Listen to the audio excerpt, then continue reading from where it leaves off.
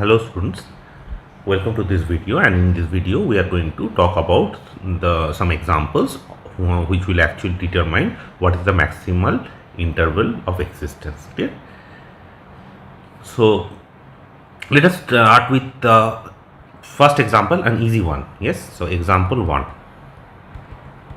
Let's look at this problem. Let's say that of one dimensional problem, right? So let's say y prime of t is given by cosine square y here, and y at the point 0, let us say it is 0. Yes, now as you can see that a problem like this, yes, this is a non-linear problem. This is a non-linear problem. Okay, which can be solved,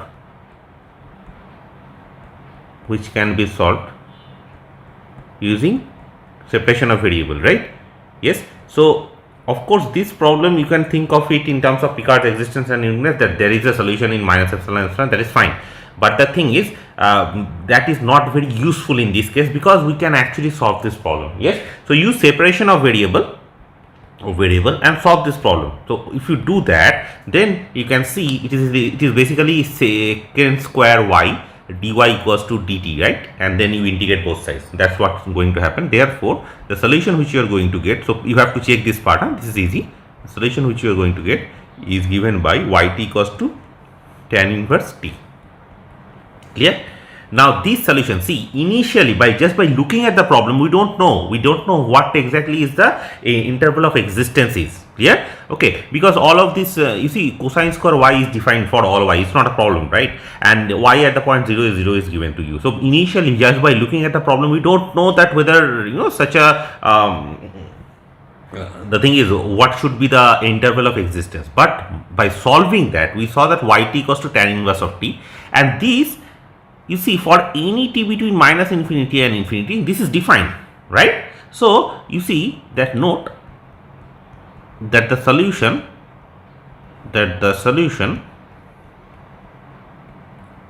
y of t, okay, converges to plus minus pi by 2 as t converges to plus minus infinity, right? That is there. Yes, and then what happens is, you can see that, and in the middle everywhere it is defined. So essentially the maximum interval of existence, let's just put it this way, MIE, in this case is minus infinity, or the whole of R.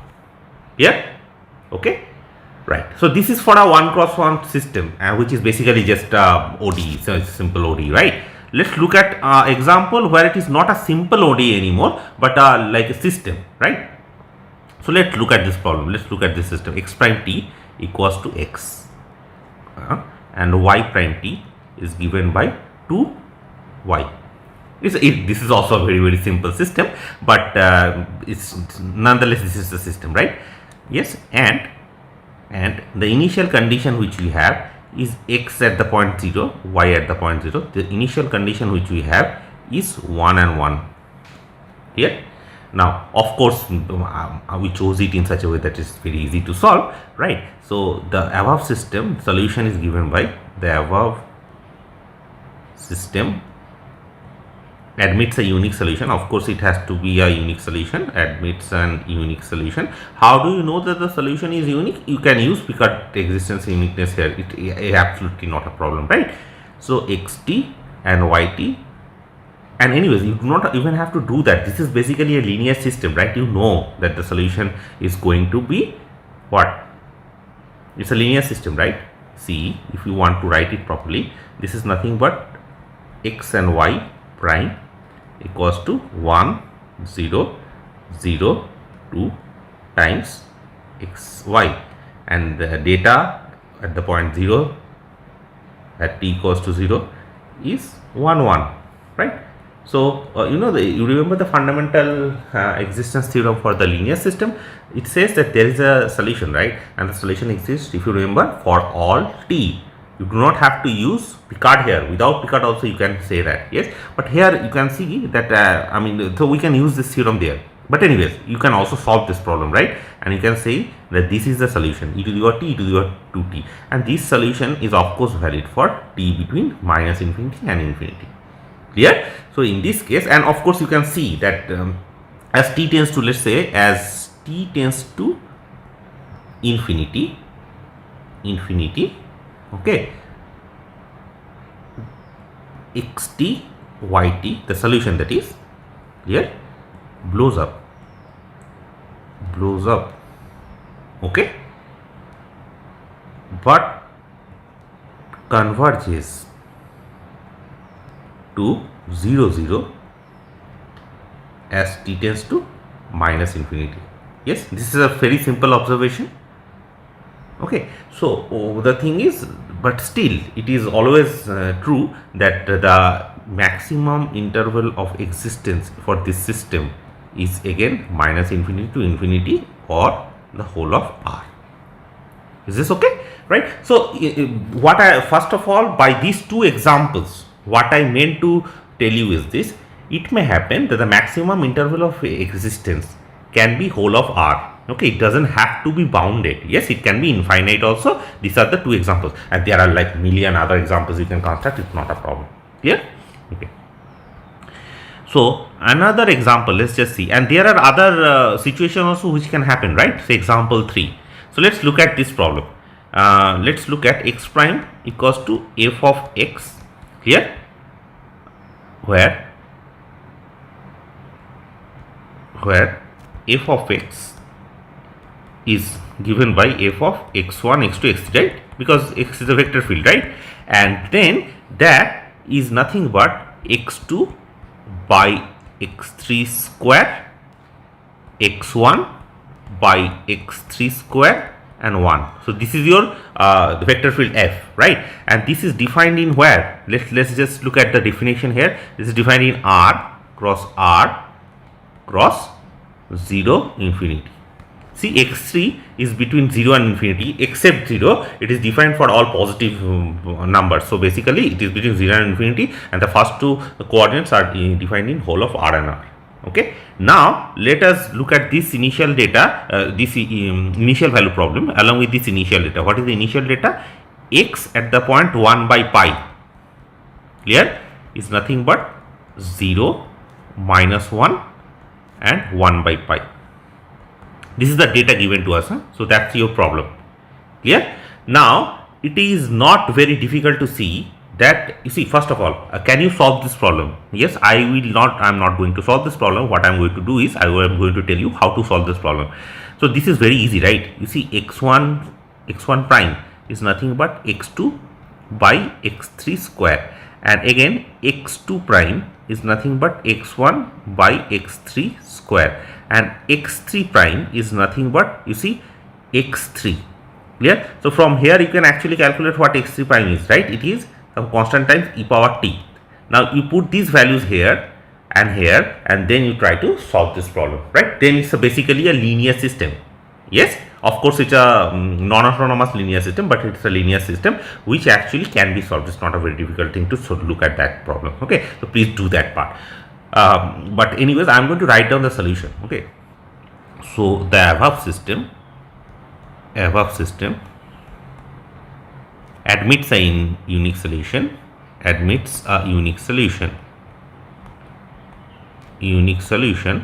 okay, and what is the unique solution? It is given by x1 of t, x2 of t, x3 of t, which is sine 1 by t, cosine 1 by t, and t. Okay, and this is for t between 0 and infinity. Yes, okay, one small mistake I did. You see here f of with respect to x3, the third coordinate is 1, so this has to be, sorry, this is 1, right? So x prime t is 1, so this coordinate, the solution x3 of t is going to be t. Okay, Now you just put that value. Sorry, I just made small mistake. So this is there. Now you see this particular problem. Yes, this problem.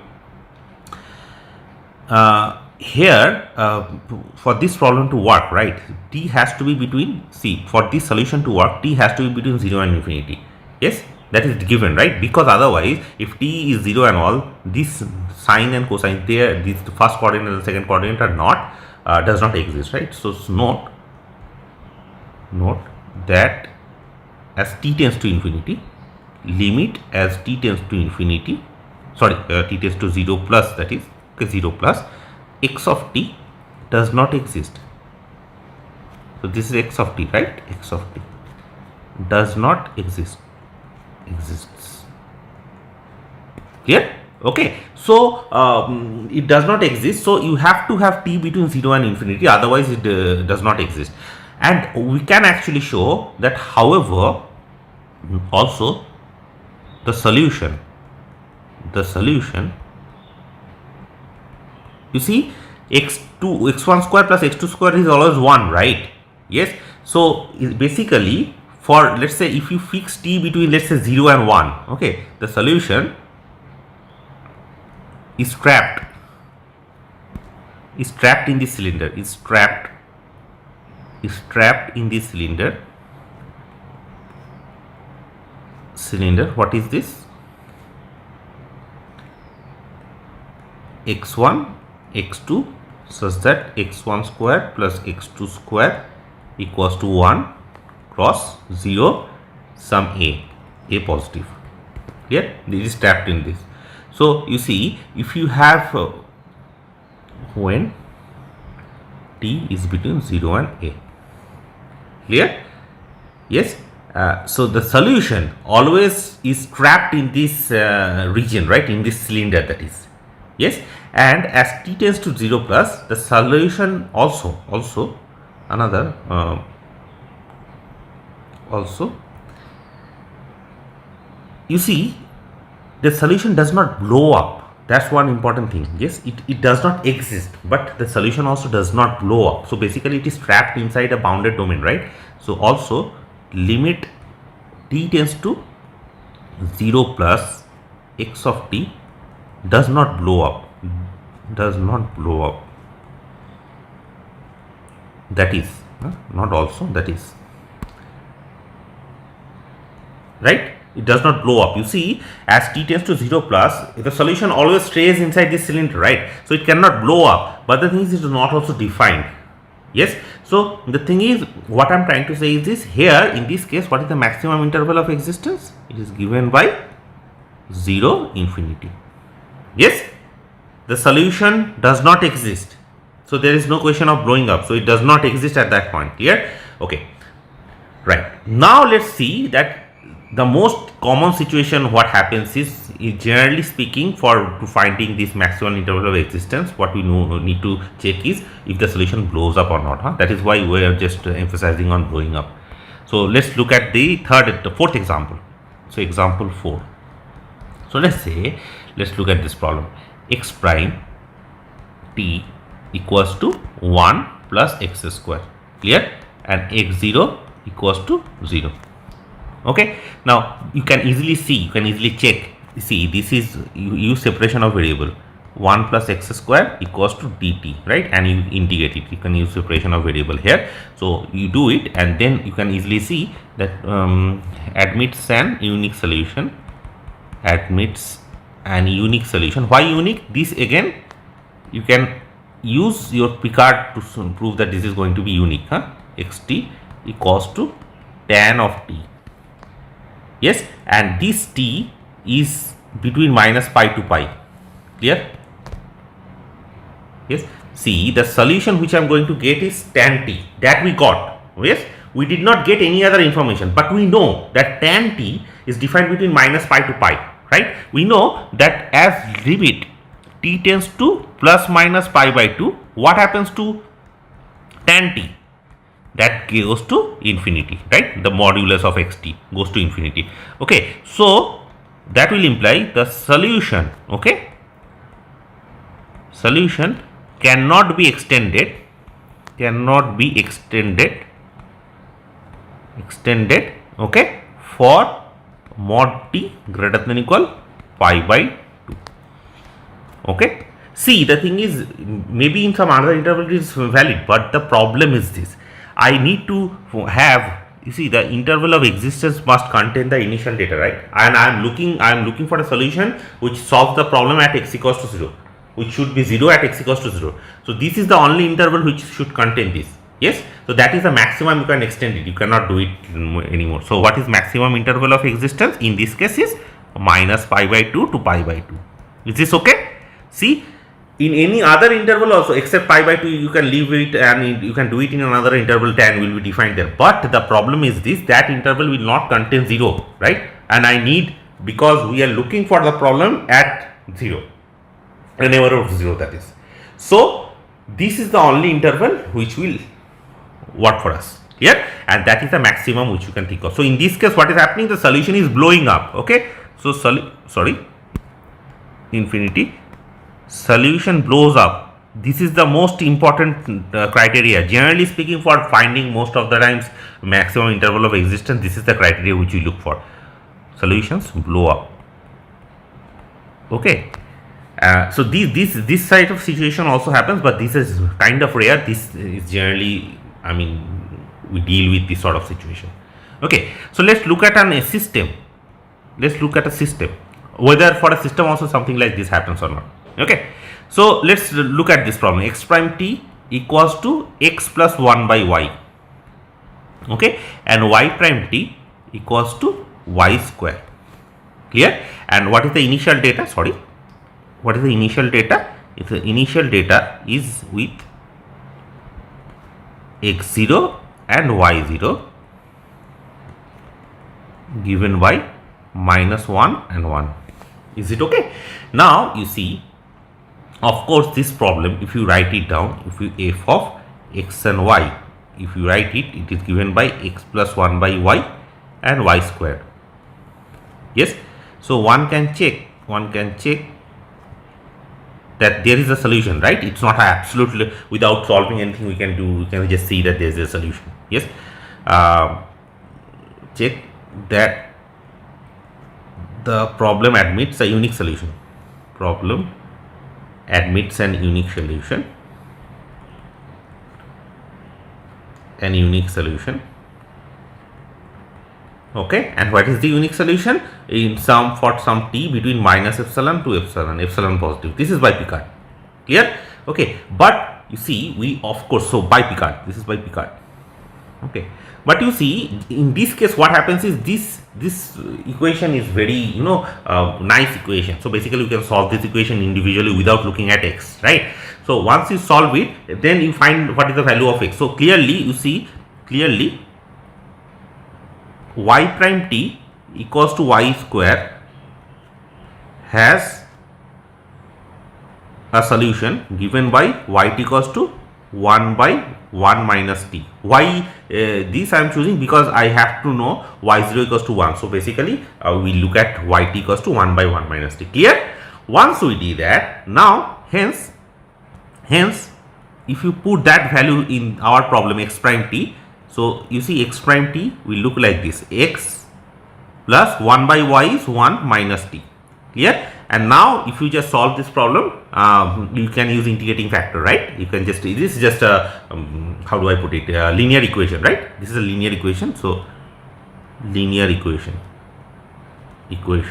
yes, use integrating factor to solve it, and I am just writing out the solution, right? X of t, it will look like this: t minus 2 plus e to the power t. Yes, now you see, x of t looks like this: y of t is 1 by 1 minus t. Of course, just by looking at y of t, we can say that t can only be between minus infinity and 1, right? It cannot touch 1, because once it touches 1, yt blows up, right? So t between minus infinity to 1 contains this 0 where we are looking at, okay, the initial data. So t between minus 1 and 1, yt is defined, xt will also be defined.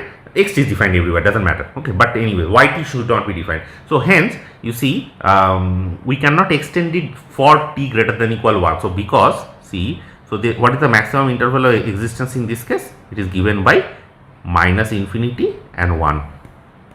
Okay, why? Because for t greater than equal 1, okay, limit t tends to, let's say, 1 minus y of t, this blows up, right? This blows up.